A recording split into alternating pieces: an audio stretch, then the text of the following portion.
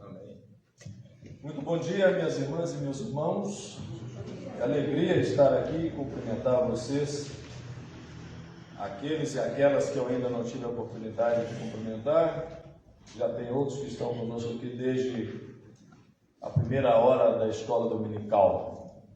Minhas irmãs e irmãos, como a gente fez aí uma ampla divulgação na rede social, hoje nós vamos falar sobre a ressurreição do corpo.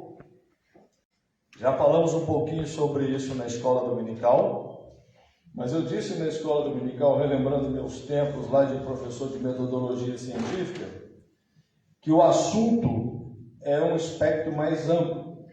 Os temas são recortes que a gente faz no assunto. O assunto é a ressurreição do corpo, e o tema da escola dominical foi um, o tema dessa reflexão agora no culto vai ser outro, mas os dois vão se encontrar em algum momento.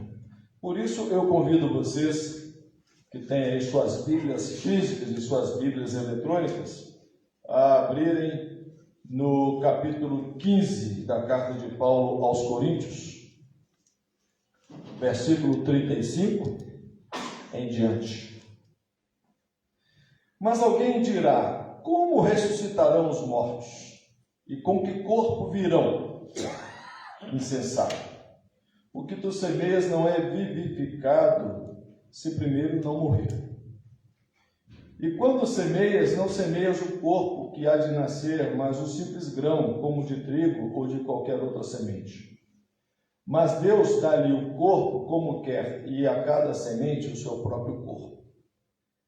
Nem toda a carne é uma mesma carne, mas uma é a carne dos homens, e outra a carne dos animais, e outra a dos peixes, e outra a das aves. E há corpos celestes e corpos terrestres. Uma é a glória dos celestes, outra a dos terrestres. Uma é a glória do sol, outra a da lua, outra a glória das estrelas, porque uma estrela difere em glória de outra estrela. Assim também a ressurreição dos mortos. Semeia-se o corpo em corrupção, ressuscitará em incorrupção. Semeia-se em ignomínia, ressuscitará em glória. Semeia-se em fraqueza, ressuscitará em vigor. Semeia-se corpo animal, ressuscitará corpo espiritual. Se há corpo animal, também há corpo espiritual. Vamos parar aqui esse recorte que eu fiz do texto, que eu repetidas vezes digo que a gente chama esse recorte de perícope, que é o texto que a gente vai utilizar aqui, pedindo a Deus a sua graça, a sua santa iluminação. Minhas irmãs e meus irmãos, hoje pela escola dominical nós lemos o resto desse capítulo todo, e eu fiz a questão de dizer que, como protestantes que somos, ler a Bíblia, pensar a Bíblia, refletir o texto bíblico é uma liberdade que Deus nos deu, e que você não é obrigado a pensar a partir do que eu falo, nem a partir do que o reverendo Jorge fala, mas com toda a prudência e respeito, você deve pensar a partir daquilo que o Espírito Santo te revela quando você lê. Só tome cuidado para você saber mesmo se é o Espírito que está te revelando ou se é alguma coisa imunda que está te revelando, você interpretando a palavra de Deus segundo o seu próprio desejo. Toma cuidado, somente isso. Mas nós lemos esse texto até o final, e Paulo dá uma grande contribuição para nós, no sentido de nos trazer uma questão que é extremamente palpitante e difícil.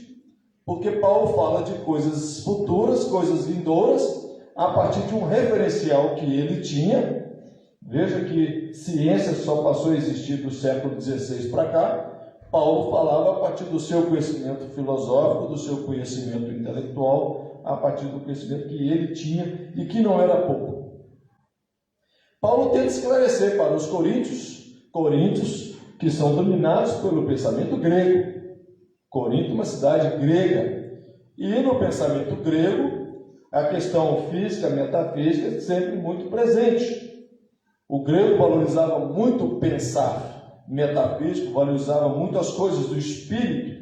Daí, Platão, que é o grande pensador das coisas do espírito, e também razão porque Nietzsche chamou a nós cristãos de quintessência do platonismo, porque nós cristãos falamos de umas coisas assim que dizem muito respeito ao além, à eternidade, e não a essa matéria, esse presente aqui. Pois bem, Paulo então começa a discorrer, e em determinado momento, nesse mesmo capítulo que eu não li, Paulo fala assim: olha, nem sangue nem carne vai herdar esse lugar, mas semeia-se corpo corruptível e vai se colher corpo incorruptível. Um pouco da ignorância, um pouco da falta de cuidado de nós, os pastores, ao ensinar, ao exercer o magistério da igreja, leva muito crente a achar que Deus vai ressuscitar esse corpo para ele ir lá para a eternidade. Eu falo, o que Deus vai fazer lá com tanto de corpo humano? Tá certo? O que Deus vai fazer lá com esse tanto de gente? E se Deus ressuscitar todo mundo aqui ao mesmo tempo, o planeta não vai caber. Porque é gente demais que já morreu. Bom, o planeta não vai caber limitadamente, mas como é Deus que ressuscita, ele vai saber como é que ele vai resolver esse negócio. Mas tem gente que acha que esse corpo, ele vai ressuscitar e ele vai habitar a eternidade. Não vai. Esse não vai. Esse não vai. Paulo deixa bem claro, e aí é que a questão pega, fala que assim como nós temos corpos materiais, terrestres, haverá também corpos espirituais. Aqui está o grande X da questão. Se é corpo, não é espiritual. Se é espiritual, não é corpo. Mas entenda o raciocínio de Paulo. Paulo tentando explicar para a gente onde é, como é que vai ser essa nossa condição pós-morte. Isso em filosofia se chama de aporia. Paulo aqui foi aporético. O que é a aporia? A aporia é um raciocínio filosófico inconclusivo. Com o ferramental que Paulo tinha, com os recursos que Paulo tinha, o máximo que Paulo conseguiu dizer para os coríntios foi: olha, nós vamos ter corpos espirituais. Isso é inconcebível do ponto de vista da nossa limitação humana. Como é que eu posso ser corpo e ao mesmo tempo espírito? Como é que eu posso ser simultaneamente física e metafísica? Isso não bate. Isso não dá para compreender. Daí a gente desenvolveu um raciocínio que é o quê? É que esse corpo espiritual, ele é a nossa individualidade na sua inteireza que Deus preserva. Porque pensa comigo, meu irmão e minha irmã, se Deus fizer com a gente como a gente faz com os nossos computadores e celulares, reformatando o HD ou deletando a memória para começar do zero, qual o sentido de servir a Jesus? Se a gente vai para a eternidade, Deus vai zerar o nosso HD, a gente não vai ter memória de nada. Eu não vou lembrar do reverendo Jorge, nem vou saber quem é ele, não vou me lembrar das piadinhas ácidas do Eduardo Mundim, não vou lembrar das contestações do Irfeu, não vou lembrar de que a dona Áurea confessou aqui que dança forró, eu não vou lembrar de nada disso. Então, Deus zerou meu HD. Qual sentido faz eu buscar por algo que lá na frente não tem o menor sentido? Mas graças a Deus que Deus há de preservar toda a nossa individualidade, toda a nossa memória afetiva. E eu falei aqui que uma das coisas que eu mais anseio na eternidade é reencontrar com meu pai, com minha mãe. Claro que numa outra dimensão, numa outra possibilidade, isso vai ser um momento de eu extravasar o que está aqui, que está preso, que eu não dou conta. Deus há de nos preservar e há de nos possibilitar um tanto de coisa que a gente nem imagina. Ok. Em relação ao pós-morte, nós estamos bem definidos, estamos resolvidos. Mas enquanto a gente não morre, tem um tanto de coisa que a gente precisa resolver aqui nessa terra que Deus nos deu para a gente poder viver. Domingo passado à noite eu falei sobre por uma nova teologia do corpo. E eu li também 1 Coríntios 6, 12 a 20. Eu já comecei respeitosamente, mas com muita veemência, criticando essas tais epígrafes que colocam na Bíblia, que eu falo para você, é melhor a Bíblia que não tem epígrafe, porque epígrafe não é texto sagrado. Epígrafe é um negócio que alguém que organizou a Bíblia botou lá para você e te induz ao erro. Porque a epígrafe desse texto diz assim: a sensualidade é condenada. Não tem nada a ver com sensualidade o texto de 1 Coríntios 6, 12 a 20. Mas usam esse texto para combater aquilo que dizem que é sensualidade do corpo do outro. Desrespeitando o corpo do outro. Usando a Bíblia como arma para agredir o outro. Para dizer para o outro que ele deve ser assim e não assado.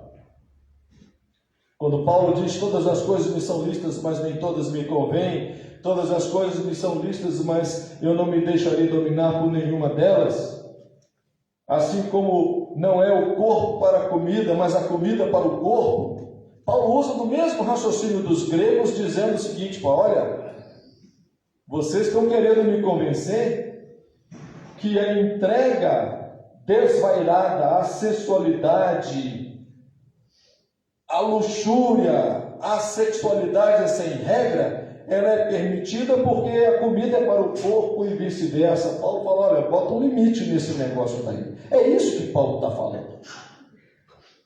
Paulo está falando: olha, bota um limite nisso daí. Daí pegaram esse texto e construíram toda uma chamada teologia do corpo, que na verdade é uma teologia do corpo do outro. É assim que eu vou usar a Bíblia para regular o corpo do outro, para dizer para o outro como que eu acho que ele tem que ser. Se para Deus corpos não fazem diferença, para nós homens, mulheres, existe uma hierarquia de corpos.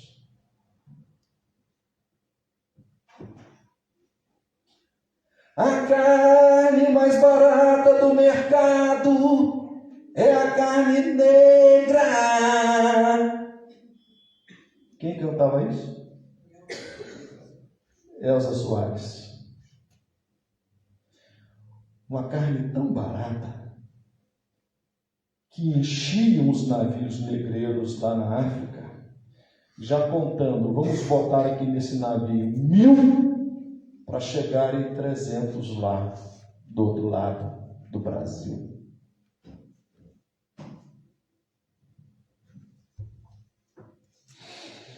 Como é que eu posso admitir que esse corpo feito à imagem e semelhança de Deus pode sofrer tamanha perversidade?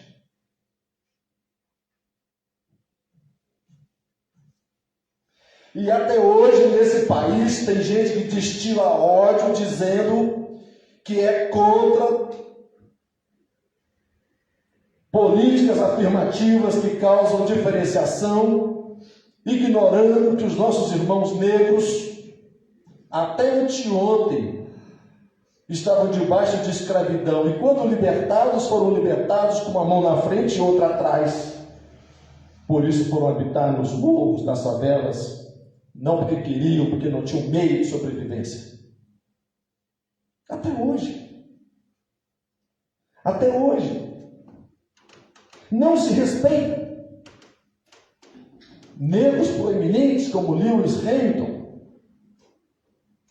maior piloto da história da Fórmula 1, segundo o meu ponto de vista, chamado de neguinho por um outro ex-piloto de Fórmula 1 brasileiro, que é branco, cujo nome eu não vou citar porque ele não é digno. Neguinho. Fala-se com desprezo. Ah, mas, pastor, é só os pretos? São corpos diferenciados? Não. Existem corpos brancos que estão em cima de cadeiras de rodas, que ficam parados no ponto de ônibus 3 horas esperando um ônibus que tenha plataforma elevatória para subir. E quando o ônibus para aquela pessoa subir, o motorista tem que descer, tem que baixar a plataforma. Isso demora uns 10 minutos, no máximo. Os demais passageiros ficam irritados e tratam mal aquela pessoa que está sobre aquela cadeira de rodas. O que essa pessoa está fazendo aqui, atrapalhando a nossa vida? Por que ela não fica em casa? São corpos de segunda classe. Hoje de manhã, vindo para cá, eu tive que reduzir a velocidade do meu carro, porque tinha um corpo saltitante no asfalto. O corpo saltitante coçava a cabeça, devia estar com muita sarna, com piolho. Por sinal, um corpo preto, podia ser branco também.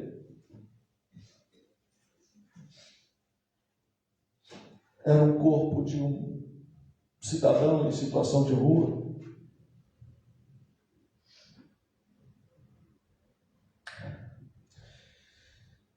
Na cidade de São Paulo tem 400 mil corpos que não têm onde morar. Na cidade de São Paulo, 400 mil corpos que não têm onde morar. Mas na mesma cidade de São Paulo tem 600 mil imóveis fechados. Esse pastor é comunista. Ele quer tirar o imóvel meu, que eu tenho direito de manter fechado, para dar para esses daí que estão morrendo de frio nessas noites geladas de São Paulo. Pastor comunista.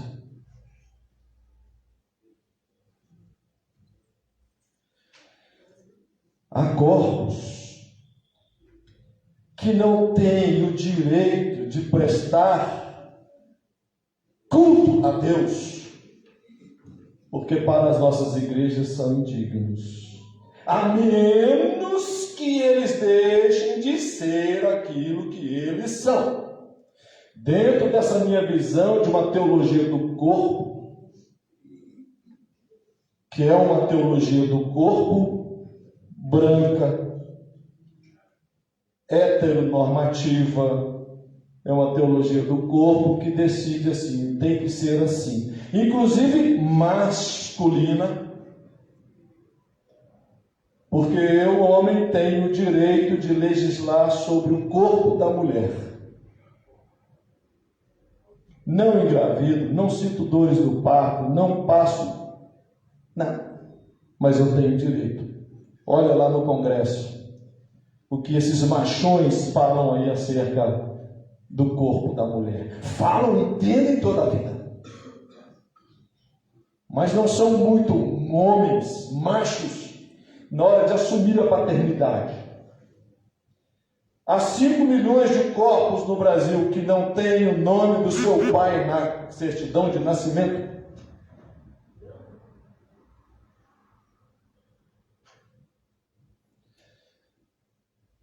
Nós temos que falar de outra ressurreição do corpo.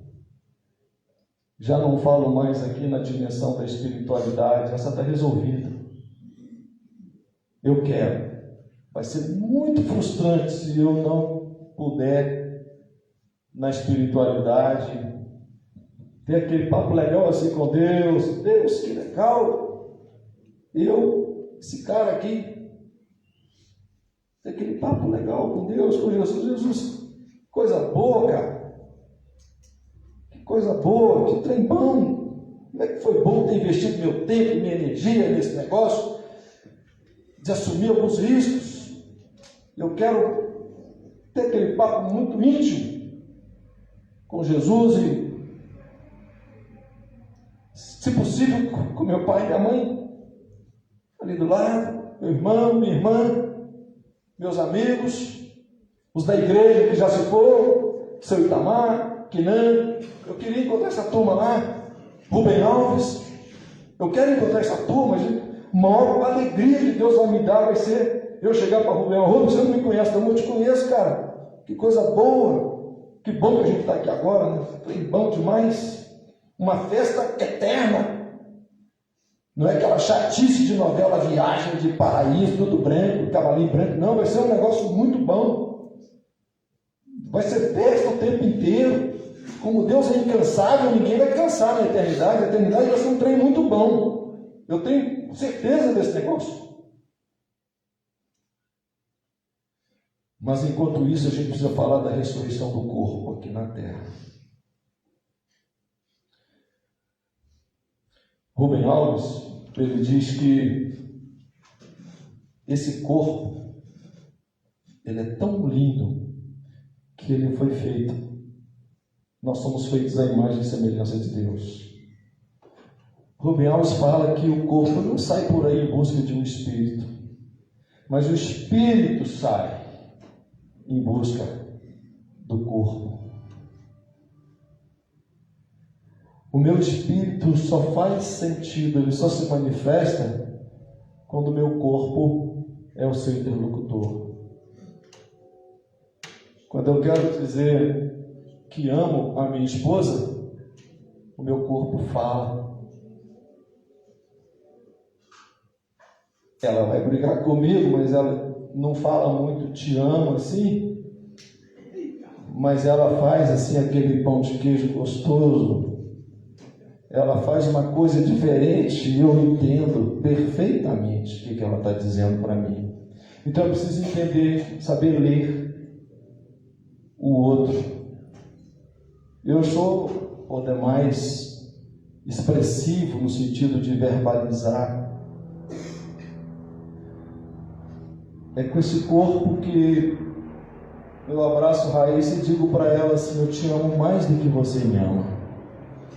Eu tenho certeza disso.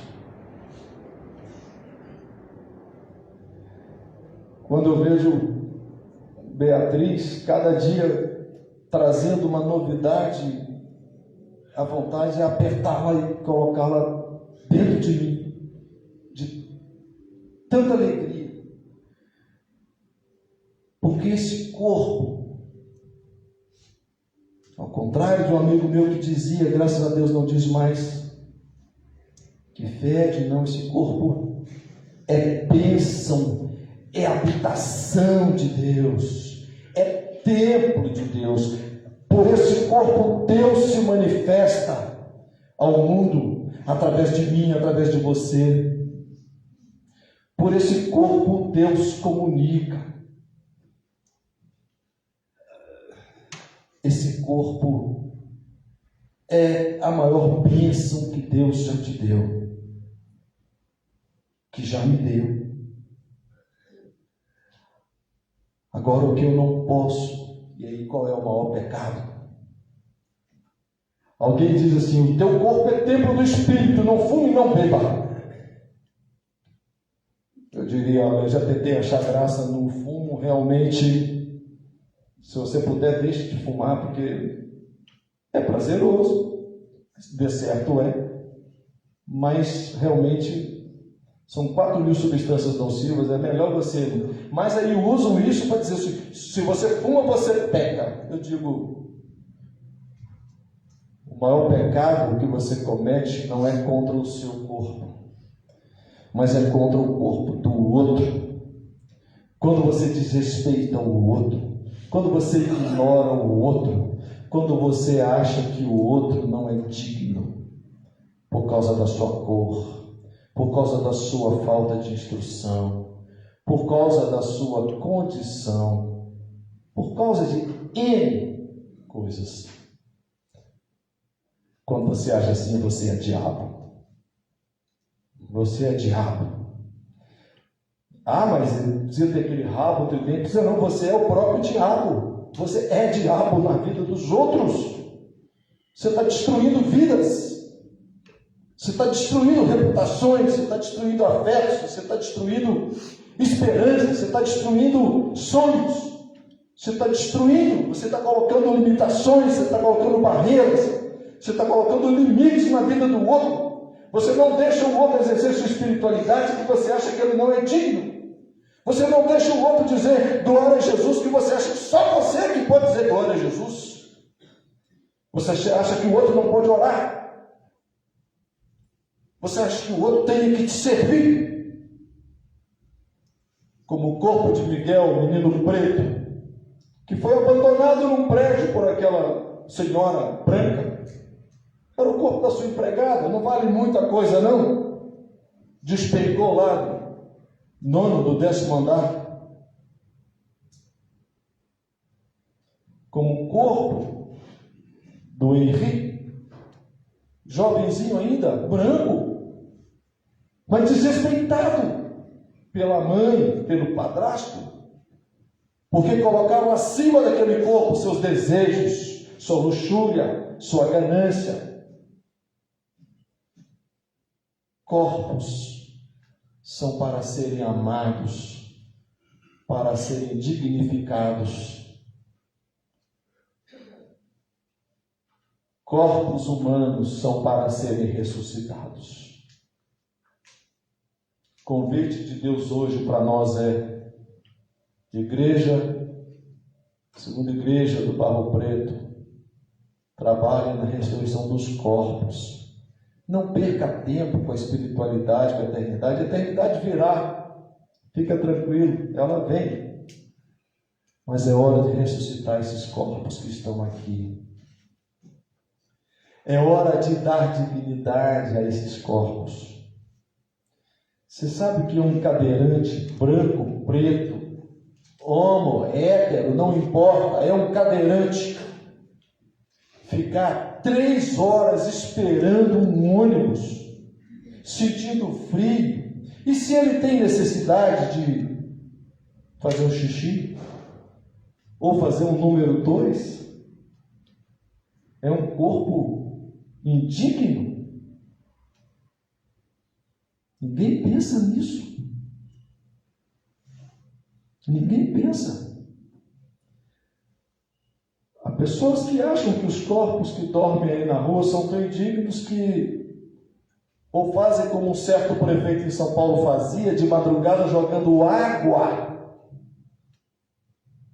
ou como fizeram em Brasília 2 filhos de papai de classe média atearam fogo, porque são corpos. Ou quem sabe aqueles tantos de corpos que estão aí nesses presídios imundos,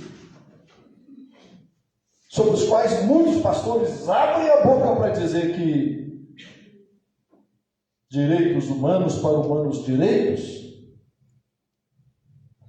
ignorando que Jesus falou sobre esses corpos. Aliás, todo o ensinamento de Jesus foi para o cuidado com o corpo do outro. Estava nu, você vestiu? Estava preso, você foi visitar? Estava enfermo, você foi lá visitar e consolar? Tem tanta gente desenvolvendo uma espiritualidade, desculpa, burra, individualista. É um tal de eu com o meu Jesus, Jesus é meu, eu sou de Jesus e tal, esquecendo que a espiritualidade verdadeira é exercida em função do outro, da outra. Esse exemplo que Jesus deu, não precisa de outro, meu Deus do céu. Aí desenvolveram uma teologia que não tem nada de Jesus. E Jesus falou: olha, você cuidou do outro, cuidou do corpo do outro, você alimentou o outro, você vestiu o outro, você visitou o outro. Aí você vê mega igrejas, povoadas de classe média, que querem manter seus privilégios lá no céu. Aqui está bom, mas a gente quer garantir que lá no céu também vai ser bom assim. E, se possível, com certo tipo de gente fora. Eu não quero estar lá. Eu não quero. Eu quero estar aqui. Para terminar, eu quero te dizer que Isaías profetizou isso. Abre lá Isaías 35. Abre Isaías 35. Isaías profetizou isso.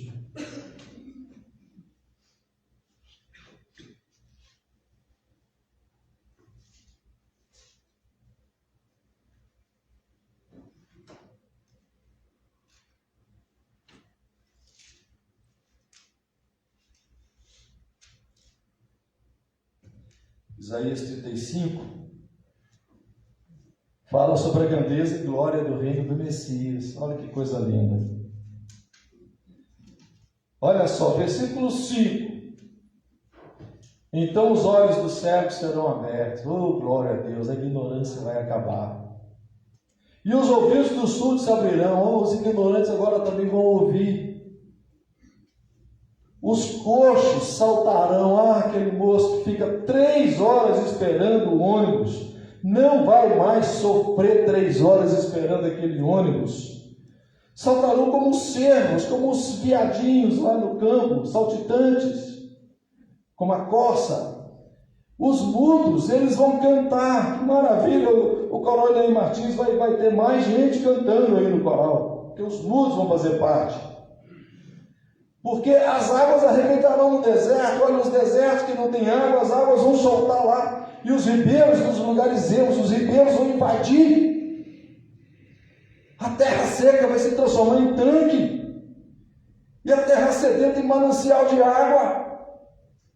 E nas habitações que jaziam chacais, aquelas habitações que estavam abandonadas, haverá erva com canas e juncos. Depois você continua a ler esse capítulo lá em casa. Olha os corpos que Deus vai ressuscitar. Deus vai conferir dignidade a toda a humanidade. Toda a humanidade. Deixa eu falar para você uma coisa. Voltando agora para o reino da espiritualidade. Esse negócio de que no céu tem rua de ouro, isso é uma grande bobagem. Às vezes até a gente até canta isso, tem hino nosso aí que fala isso, tudo bem, com todo respeito. Agora, uma coisa é certa, no céu não tem favela, com todo respeito à favela, tá? Aqui não tem nada meu contra a favela, de jeito nenhum. Mas eu sei que na favela as condições de vida geralmente são muito precárias. Não porque a pessoa que mora na favela gosta, eu gosto de ver assim, sem falta de água, sem falta de saneamento. Eu gosto de ver aqui esse perigo de bala cruzada. Não, eu gosto de ver aqui. Não. No céu não tem favela. No céu não tem segunda classe. No céu, todo mundo é igual para Deus. Aqui na terra também, todo mundo é igual para Deus. Nós é que estabelecemos essas diferenças. Mas eu te digo, Deus quer que aqui na terra também não haja essas desigualdades entre corpos. Corpos que se saciam com tanto e corpos que morrem de fome. Por isso, meu irmão e minha irmã, o convite de Deus hoje é: trabalhe para que corpos sejam ressuscitados. Que Deus abençoe a todos nós. E nós vamos então agora participar daquele corpo, que é o corpo dos corpos, aquele corpo maravilhoso. Mas antes disso, eu quero convidar você a se levantar. Nós vamos cantar uma canção tão linda. E outro dia, na novela das 6 da Globo, estava passando lá, tem um grupo de padres lá, e um dos padres lá estava cantando essa canção. Ô, gente, que coisa mais linda. Eu chorei. Que, aliás, chorar para mim não é lá muita novidade. Mas que Deus nos abençoe. Vamos cantar essa canção. Quem não sabe, por favor, aprenda. Ela é muito linda. Vamos cantar essa canção. Que Deus abençoe vocês ricamente.